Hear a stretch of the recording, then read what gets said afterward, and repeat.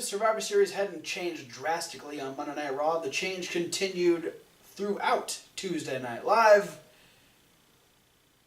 I mean, we're like a week and a half away from this pay-per-view, and it's just like... Flipping. Completely flipped on its head. That's something that I appreciate about this particular concept of champions versus champions, but they're not for the titles. Is that it really can change. Is that the build itself is within the potential changing of the championships. Yeah. Because we've had more title defenses in the last 2 weeks, and we still have more title defenses coming up next week. Yeah. Than we've had on TV in as long as I can remember. Yeah, we had in a short period of time. We had half of the SmackDown championships on the line tonight, and then the other half are being defended next week. Yeah. Just 5 days prior to Survivor Series. So let's get right into it. We had Shane open up SmackDown, singing the praises of the New Day, being the ones to rally SmackDown, keeping the under siege on Raw a thing after them distracting everyone during the tag team title match on Raw. And just, Shane appreciating what the New Day does for the blue brand. Unfortunately, neither Kevin Owens or Sami Zayn feel that the New Day are worth a damn. Yeah. And that they are the reasons that people watch SmackDown, and it's a travesty that they're not on Team SmackDown. Yeah, a lot of bickering back and forth, a lot of name calling, a lot of mocking each other's dance moves, Yep. Which led into the opening match being Kofi Kingston versus Sami Zayn. Yeah. First time ever? Probably not, but I mean, maybe. First time on TV, maybe? Maybe.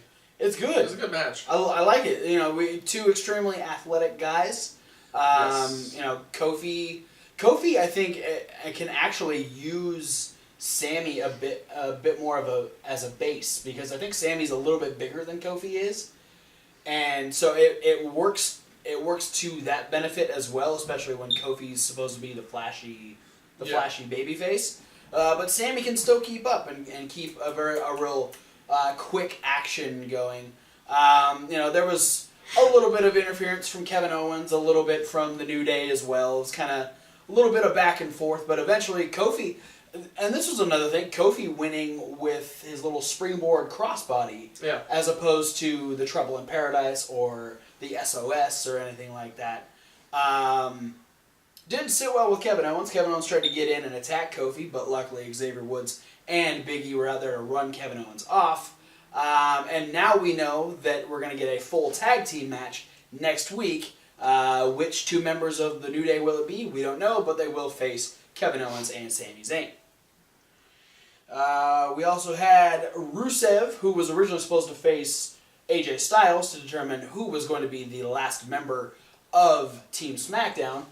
Rusev now had a chance to still become the 5th member of SmackDown, but he had to beat the first member of Team SmackDown, that being Randy Orton. Yeah. And so he still gets the chance. It's just, if Randy wins, Randy doesn't become a double member of the team. Randy doesn't become... Randy gets 2 turns. Randy becomes number 1 and number 5. I mean, let's be real, that hasn't happened. That's something in Survivor Series history that hasn't happened, is what if somebody had 2 turns? Well, like they could get pinned but still be in the match? Yeah, they had 2 shots. I mean, it could work. I feel like out of the combination of guys, I would feel most secure with having Randy Orton get double the shot of being on the team. He's been a sole survivor twice. Yeah. And I mean, I fondly remember him being the sole survivor of Team Bischoff back in 2003. That's one of my favorite Survivor Series. But yeah, I mean, it would be interesting, but I think it'd also be a detriment that you don't have an extra body to combat the extra body that's on the other side, especially when 2 of the bodies on the other side are Samoa Joe and Braun Strowman. Yeah. You kind of need an extra body on your side. But that extra body will not be Rusev, despite a glorious entrance from Aiden English, and despite keeping up with Randy Orton through a bit of the match, he still fell victim to an RKO. and we still don't have a 5th member of Team SmackDown. Not yet. Who will it be? We don't know. For the first time in 10 to 12-ish years, we had our very first male versus female match in WWE. Yeah. Originally starting as kind of a Twitter beef between Carmella and Becky. Carmella thinking that she deserves to be the captain of the women's team for SmackDown because she's Miss Money in the Bank. Yeah. Eventually, Becky's like, okay, well, face me on SmackDown. And she accepted a match for James Ellsworth. So we had James Ellsworth versus Becky Lynch. Strange situation. Still fun to watch. We had the rest of the Survivor Series team out there to watch the match. AKA everyone in the SmackDown women's division except for Natalya. Yes, because Natalya is potentially facing Alexa Bliss. They're a minute roster compared to the Raw women's roster. Yeah. Yeah. Now that I think about it. Which is crazy because Raw just lost one too. And they're still way more than SmackDown. I mean, they lost one, but they also gained one, like, at the same time. Yeah, I know, but So it's kind of crazy to think that, like, Raw can lose somebody on their women's division and still have leftover people that aren't on that TV. aren't on Team Raw that aren't just Alexa. Yeah. Because no matter who gets picked, let's say Bayley gets picked, you still have Mickey and Dana. Yeah. Who wouldn't get to be on the team. Yeah, you do. Yeah, SmackDown's got Lana. You don't. Well, and technically, That's Lana's like half of one. Technically, Lana is on Team SmackDown because she'll be out there for Tamina. Yeah. But yeah, James. I mean, James cut an extra heel promo just prior to this match. Men. Can we do the two and a half men song, end credit song? Oh man. Just to a picture of James Ellsworth. Yes, James Ellsworth is going to be the newest member of the cast of 2.5 Men. Is that show still on TV? I don't think so. I don't think so either. He's going to bring it back, and it's going to fail, much like he did against Becky Lynch. Yeah, he lost. Yeah, He tried to get the heck out of Dodge, and ended up getting, can I use the term cock-blocked? Yeah. By the rest of the women's division. Yeah, he got shoved back by Lana and Tamina, and then actually shoved back into the ring by Charlotte. Yeah. And then he tried to... Naomi was there, too. Yeah, I don't know what Naomi was doing. She was... Just standing there. She was around. She's part of the wall. And then he tried to, start sucking up. Yeah, he tried real hard to, get himself out of the situation, realizing how screwed he was, and shook Becky's hand and kissed her hand, and then she's like, "Oh no, that's not how this works," and then took him down, put him in the disarmer. Disarm him. Huh? It's the disarm him. Changing it up. I see what you did there. And James Ellsworth tapped out to the disarmer. And then, as if that wasn't enough embarrassment for Mr. Man himself, he then got super kicked by the only person that actually liked him, that being Carmella. And I don't know where James Ellsworth goes from here. 205 Live. Oh no. Oh, he's going to be part of the Zoe train. Ew. Oh, that's the worst. Oh, that's the worst idea ever. Ew. I don't like it at all. Anyway. I'm just going to try to figure out how to make the Zoe train uglier. Ew. He's already got the leopard print trunks. Yeah, I mean, he is really dressed for the part, isn't he? I mean, it makes sense, though, because Carmella and Enzo that's true. Started together. They were a unit initially, so... Yeah, as we said, we have the New Day versus Kevin Owens and Sami Zayn next week. Natty will, in fact, defend her championship against Charlotte. It's another potential that Charlotte will be the one facing Alexa Bliss at Survivor Series if she beats Natalya on SmackDown next week. Yeah, and then we also have a potential switch for an opponent for The Miz, because Sin Cara, after winning twice and then a double countout with Baron Corbin, will get a United States title shot next week on SmackDown. So, yeah, keeping things interesting for Survivor Series. But speaking of championships, both of our championship matches were back to back this week, as we had Gable and Benjamin getting their tag team title shot against the Usos after winning the 4-way number one contenders match a couple weeks ago. This didn't go as long as I thought it was going to. Yeah, I was a little disappointed, to be honest. It was a little bit of a letdown. It was short. Luckily, we got to watch some of it during the commercial, which made it a little longer. Yeah. But with the fact that it is just that tiny little screen, it kind of makes it difficult to fully enjoy the match. It was short, and I think because, okay, Gable and Benjamin win by count out. Yeah, it seemed a little counterintuitive towards, like why would Gable do that? Yeah, my thought is WWE just phoned in a finish to keep the titles on the Usos. Yeah. That was weird. Jay was on the outside. He was getting ready to head back in to go after Benjamin.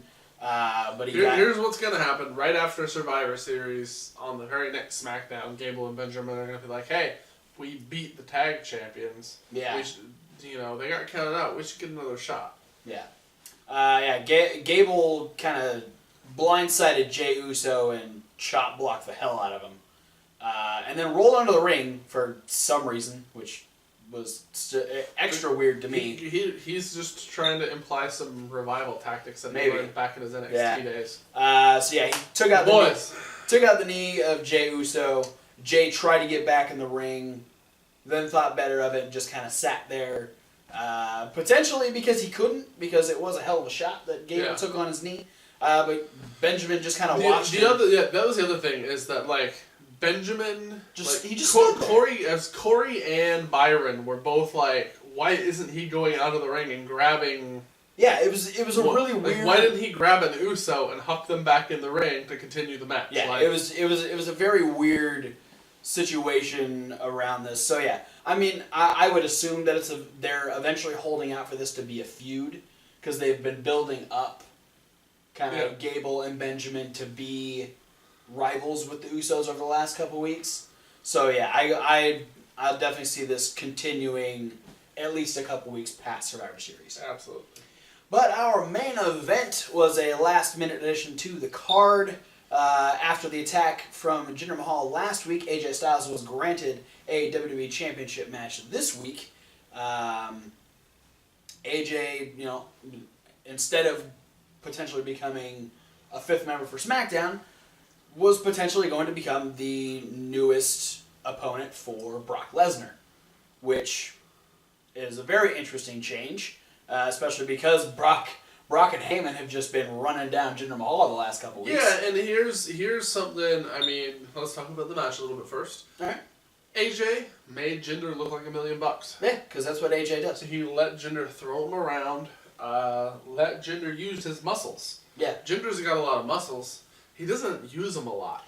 Yeah, Jinder's played. I feel like a lot of Jinder is show muscles. Yeah. And not practical muscles. Yeah, well, no, he is extremely strong. I've seen, Braun Strowman, Big E, and I think someone else did a video with, a huge, popular powerlifter on YouTube.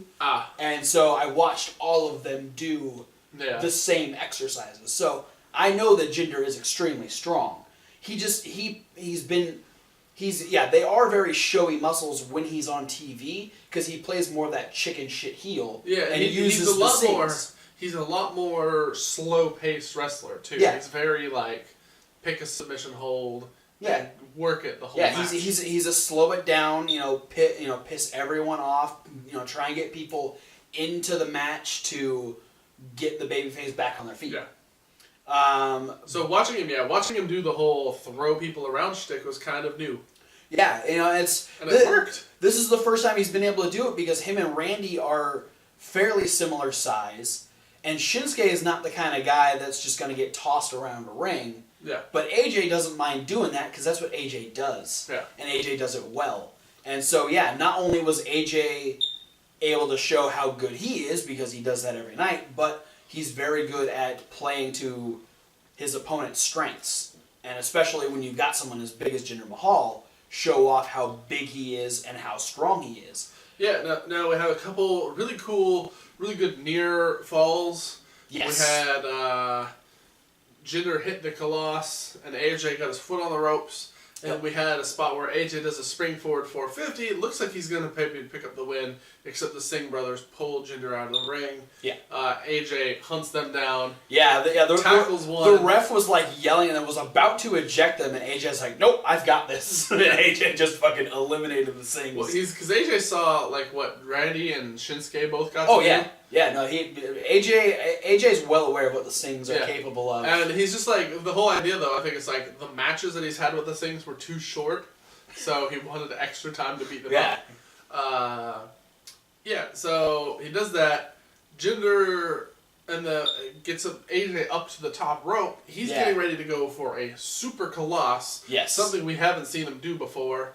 Desperate times. Yeah. AJ manages to escape. And hit a phenomenal forearm. Yeah, he hangs Jinder up on the top rope, lands himself on the apron, and with the Singhs eliminated, there's no one to stop him from hitting this move. Jinder's completely fucked up from being hung up on the top rope. Yeah, AJ lands it flush and gets a 1-2-3 and becomes the new WWE champion. So now, I wonder if Jinder's going to become the 5th member of Team SmackDown. It's possible. I've thought about this, and here's what I was going to say before we start talking about the match, because I wanted to get the result of the match out of the way first, because it would just be straight the result of my match, be the first thing I'd say. Right. So AJ Styles versus Brock Lesnar. Yeah. At Survivor Series. Holy shit. Essentially, because I feel like the way that Paul Heyman has been running Jinder Mahal down, I think gave WWE cold feet.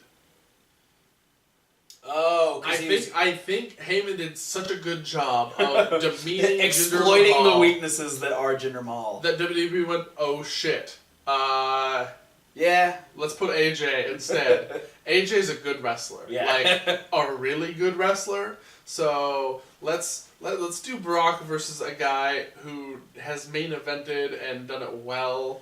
Yeah, versus boring McMahal. And I think the interesting thing, Jinder Mahal. The interesting thing now, especially with this switch, provided we don't get any more switches between the Women's Championship and the United States title next week, it is all either heel versus heel or face versus face in all the championship matches. Yeah. Because now with the Usos now having to face the Bar, and now AJ facing Brock Lesnar, and unless Charlotte and Sin Cara are able to flip the script on us next week, there's no guaranteed like this is who you're gonna this is who people are gonna go for because they're a babyface. I mean, obviously, I think in the women's match, people are gonna be more so on the Alexa side. Yeah. But I think it would be much more on a stronger Charlotte side if she was the one going in and not Natty. Yeah. So yeah, it's interesting to see where those two matches are going to go. In particular, I am curious to see if they weasel Mahal into the 5th slot at Survivor Series, or they could just put the Singhs. They have to be stacked on each other's shoulders. They have to play chicken against Braun Strowman. Good lord. Hit WWE, like, Khali, do him. Can you guys draft Big Show real fast? Like, I don't think Big Show's ready to come back. Can you get Undertaker onto the SmackDown? Hell, you know what? I'm pretty sure if you asked him, Kane would join. Because if he gets to go against Braun Strowman... Yeah. So, I think the quality of Survivor Series pay-per-view did go up. Yeah. In the fact that AJ is replacing Jinder Mahal in the main event. Yeah. Plus, it's a bonus because as much as a lot of people are fairly certain that Lesnar's probably going to eat AJ Styles alive. Yeah. It didn't matter who it was going to be. That's what Brock Lesnar does. Again, though, it puts AJ Styles in the main event of another pay-per-view. Is this going to be the main event, or are we going? It's either going to be the main event or the semi-main. I feel like it's going to go Women's Survivor Series, champion versus champion, Men's Survivor Series. That's possible. That's the way I see it going. Because you're going to get the 3 biggest matches to end that high profile picture, which is good for him, and Jinder's going to win the championship back. Really? Jinder's going to win the championship back in India. Really? When they go in December. Are they doing a Raw in India? Or a Raw and SmackDown in India? I don't think so. I think he's going to win it on a house show? Live event. Oh, that's a ballsy prediction. It is, but it's where I'm going because it's also the first time in 13 years that the championship has changed hands on SmackDown. And it's also the first time that it's changed hands outside of North America. Yeah, in a different continent. That's crazy. So, yeah. Interesting things are afoot. But speaking of being outside the country. Yeah, and there are interesting things being afoot. 205 Live had a little bit of a UK invasion, which was started last night on Raw due to Pete Dunne going against Enzo. And beating him. Yep. So Enzo felt like, well, I'm just going to bring out some more UK guys to potentially kick my ass, but maybe I can get him to join the Zoe train. Yeah, and he had... Bladefoot. Yeah, he had Jordan Devlin and James Drake. Crazy guy. James Drake, who was cool. Could not convince Tucker. Nope. Or, and he didn't even give Mark Andrews a chance. Nah, he just passed up Mark Andrews. He tried to talk to Tyler Bate. Tyler Bate's like, no, I'm cool. Then he ran him down and said he was going to keep him as his butler anyways. And so then he couldn't even try to get Joseph Connors because Tyler punched him in the face. Yeah. He banged him in the face, technically. Well, right? It's bop and bang, right? Yeah. Tyler Bate banged Enzo in the face. That's what happened. I'm just calling it like I see it. But our first match of the night was Kalisto versus Jack Gallagher. Yeah. This was fun to watch. It was. Jack Gallagher trying real hard to get booed in his hometown, his home city. He tried real hard. Didn't quite work. No, crowd was pretty dead for this match. But they were still chanting for Kalisto. Kalisto was still able to get some lucha chants going. Kalisto, highlight of this match was Kalisto's springboard over the top rope to the middle rope, and then a front flip senton. He went so fast. Why wasn't there a slow motion replay of that?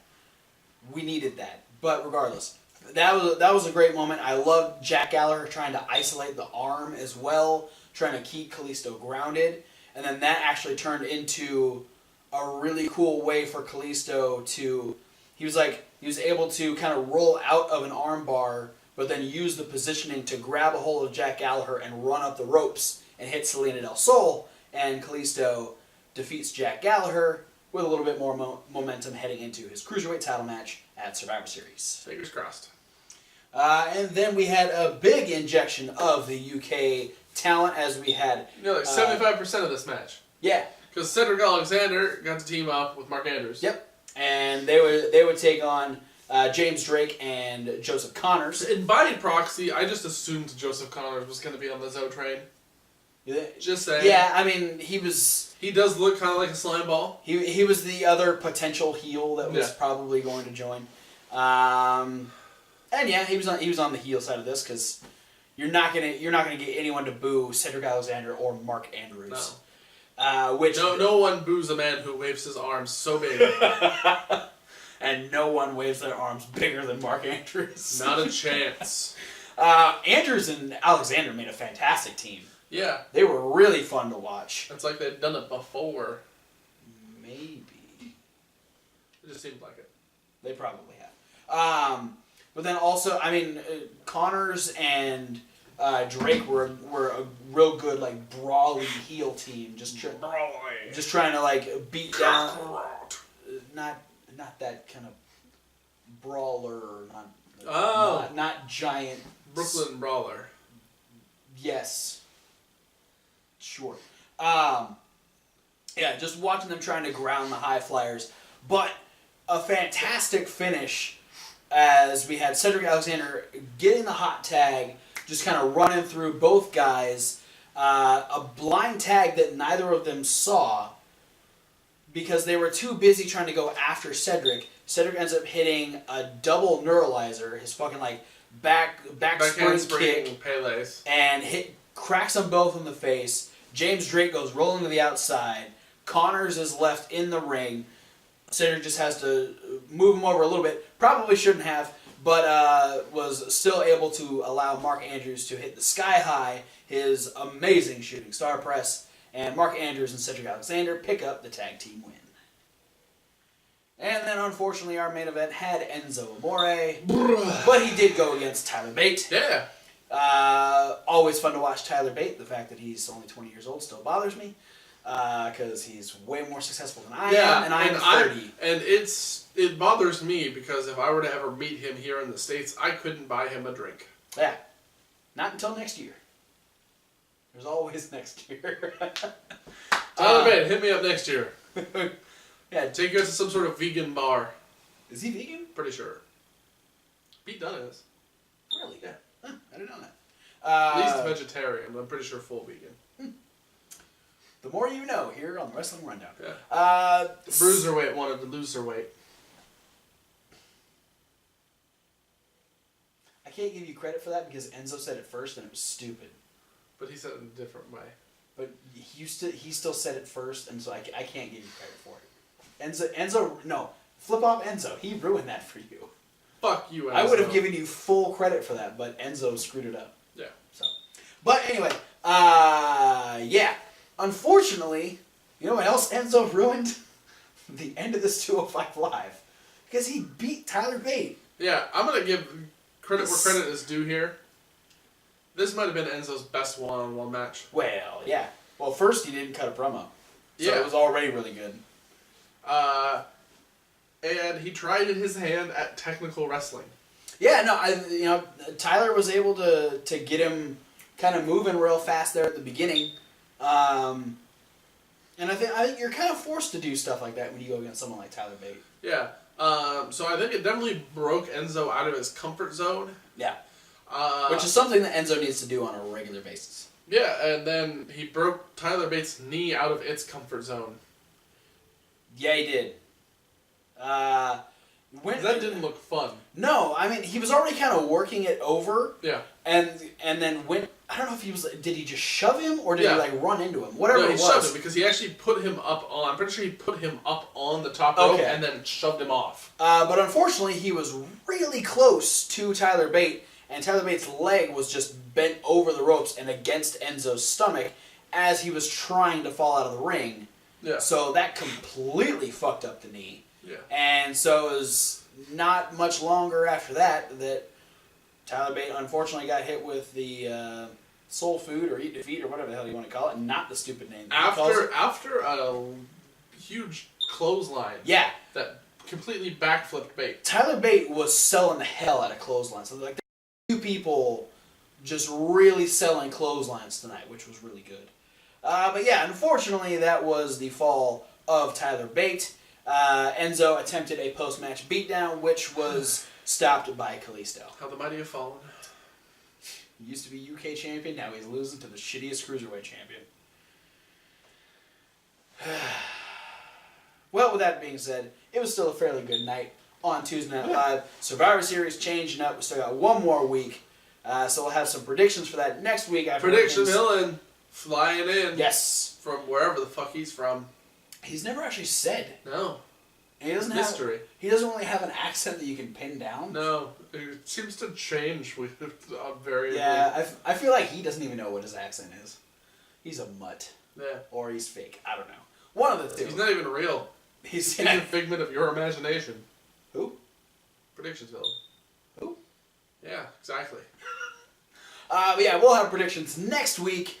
We've only got one more video this week, so be sure to look forward to that. But for now, guys, thanks for watching. Don't forget to like, comment, and subscribe. Click the links down below. There's a whole lot of social media like a links. podcast. That's the SoundCloud link. And there's Reasonable Wrestling Fans. So reasonable with a W. Like wrestling. Where you can check out our brand new unboxing video, where we got our brawling buddy Joey Ryan. Hey! We got a few other things, so check out. Awesome 8x10 at Cody Rhodes. Hell yeah, we did. So check out all that stuff. Be sure to stay over here. Check out our review of NXT coming up next.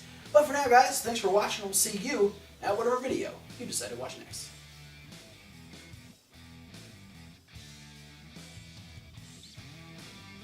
Fuck Enzo. Fuck Enzo.